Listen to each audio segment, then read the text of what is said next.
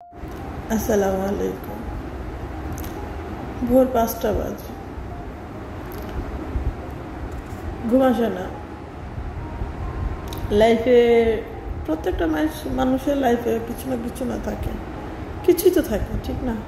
সেটা কষ্ট হোক সুখ হোক থাকে। কিন্তু আমার লাইফে আমি 3টা মানুষের কখনোই ক্ষমা করব না। কখনো না বলতে কখনোই না। আমি তো পাপী বান্দা, আমার তো কোনো মাফ নাই। বাট আমার লাইফের এই 3টা পার্সনরে আমি কখনোই ক্ষমা করব না। একজন মহিলা, 2জন পুরুষ। মানে যাদের স্বার্থের জন্য মানুষকে যে কিভাবে ইউজ করতে হয়, এই 3টা মানুষের কাছ থেকে শিখতে হবে।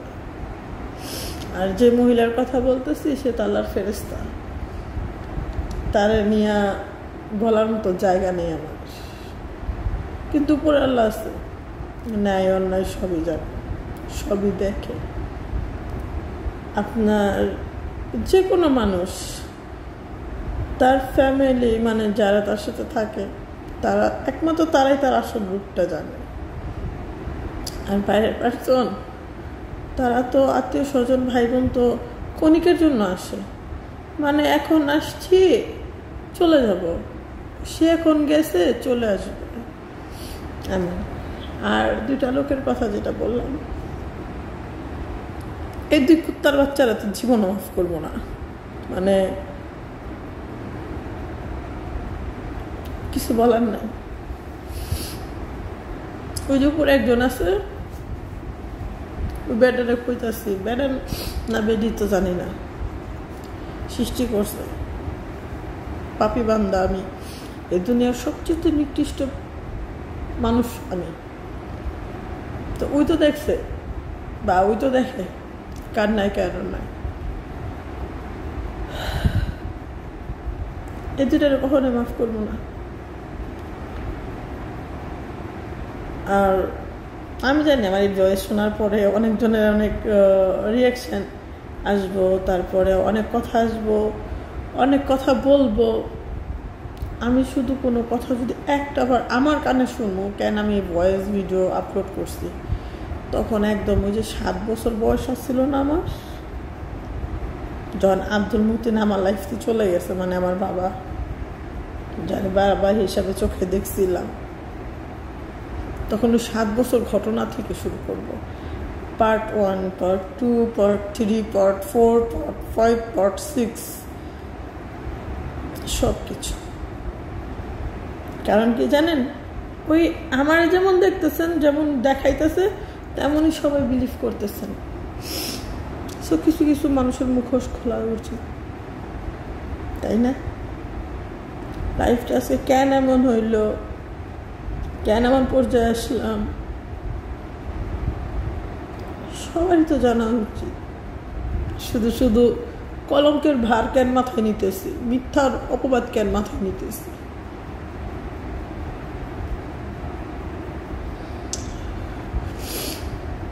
অনেকজন বলে পার্সোনাল লাইফ কেন অনলাইন আনো,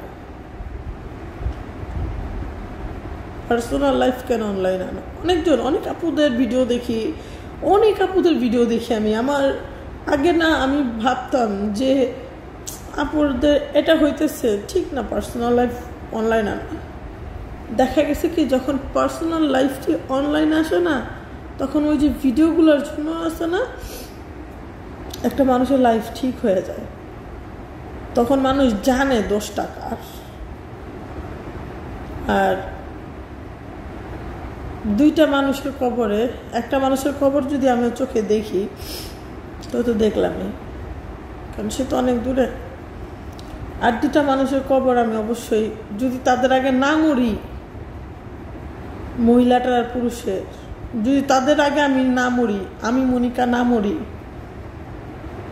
তাহলে তাদের 2জনের কবরে দাঁড়াইয়া কিছু কথা বইলা আল্লাহরে,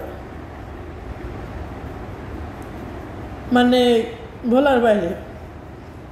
যা বলার যখন বলবো না, তখন একটা বলবো কি বলছি, বাট আমি চাই তাদের আগে আমার মরণ হোক, আমি এটা চাই।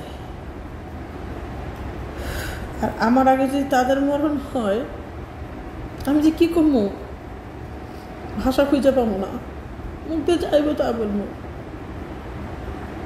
কারণ ছোট ছোট ক্ষোভ জমতে জমতে না একটা সময় অনেক বড় পর্যায়ে দাঁড়ায় যায়। ছোট ছোট ক্ষোভ, ছোট ছোট আঘাত, ছোট ছোট অপবাদ, দেখবেন এগুলো আপনি পাইতে পাইতে না আপনার ভিতরে একটা প্রতিশোধ বা এমন কিছু কাজ করবে। আমি এই ভিডিওর ভিতরে মানুষটি গাল দিছি, বাট আমি গালিটা অনেক কমাই দিছি। আমি অনেক বাজে একটা পার্সন, আমার মতো বাজে মেয়ে এই জগতে নেই। কিন্তু আমার এখন কেউ গালি দিলে না, আমি প্রতিবাদ করি না, বোবা হয়ে যায়। এক একজন বলে আমার কর্মফল।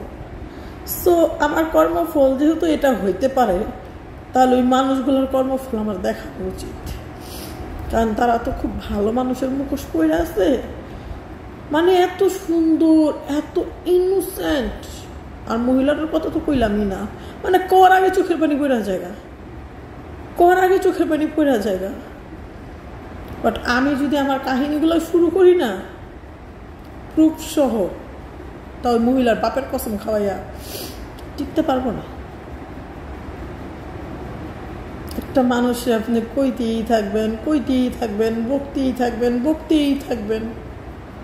যখন ওই মানুষটা মনে করেন সহ্যের শেষ পর্যায়ে চলে আসবে, তখন ভয়ঙ্কর একটা রূপ নিয়ে দাঁড়াবে।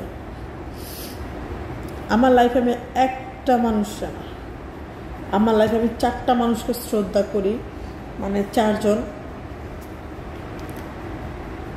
প্রচুর শ্রদ্ধা করি। তারা 4 জন হয়েছিল আমার অন্তরে। মানুষ বলে না যে মানুষের ভিতরেও একটা কারাঘর আছে যেখানে আল্লাহর বসবাস, আল্লাহ থাকে, প্রবেশ করে। প্রত্যেকটা মানুষের সাথে আল্লাহ আছে।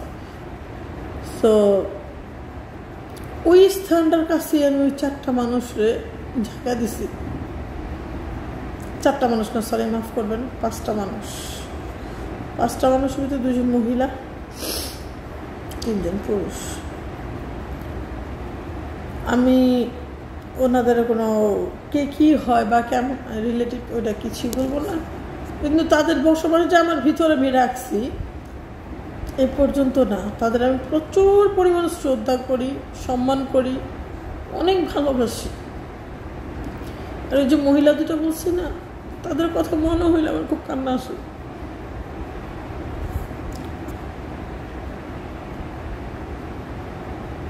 কারণ কোনো ছোট থেকে কোনো আঘাত পেলে, কেউ কষ্ট দিলে,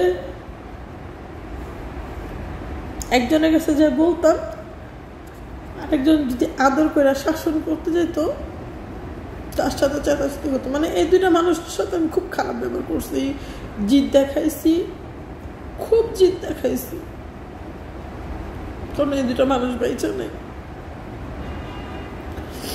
আর বাকি 3 জন যার কথা বললাম, তার ভিতরে 2 জন মারা গেছে, 1 জন জীবিত আছে। সে যদি আমারে বলে যে তোর জানটা তুই এখানে দে, আমি মনিকে দিতে রাজি আছি। কিন্তু তার সব কথা আমি মানতে রাজি। কিন্তু ওই যে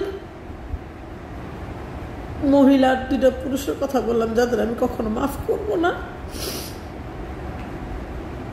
তাদের নিয়ে যদি কোনো কথা বলে, আমাকে বন্ধ করতে বলে, আমি বন্ধ করবো না।